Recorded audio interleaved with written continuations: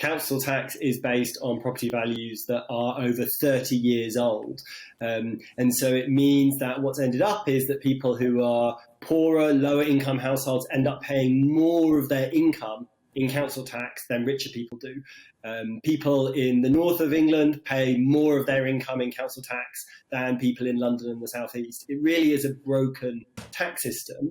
And I think it's quite attractive for the government, for people in Westminster, to raise council tax because they don't get the flack. It's usually your local council that gets the kind of political anger when your council tax bills go up. So it's a bit of a stealth tax rise, and it's raising a tax that is pretty unfair.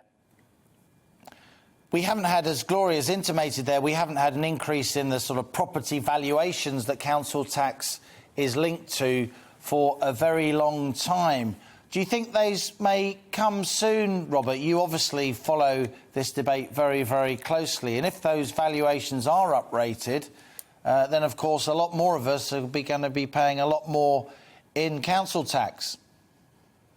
It's a really difficult political issue, council tax, because when you haven't changed and uprated the property values for over 30 years, potentially you're going to have some people that will end up with bigger bills and some people that will end up with smaller bills.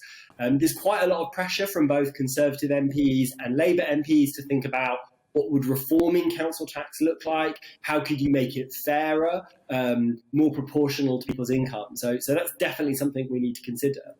The bigger context for this is that local councils have really borne the brunt of austerity and public spending cuts over the last decade. And so that means even before the pandemic, they were stretched to the bone when it came to providing services.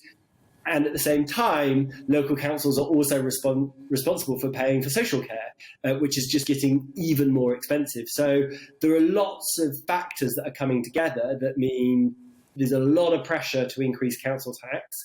But when you increase council tax, you're increasing a tax that is pretty unfair and is going to really hurt, particularly lower income and middle households.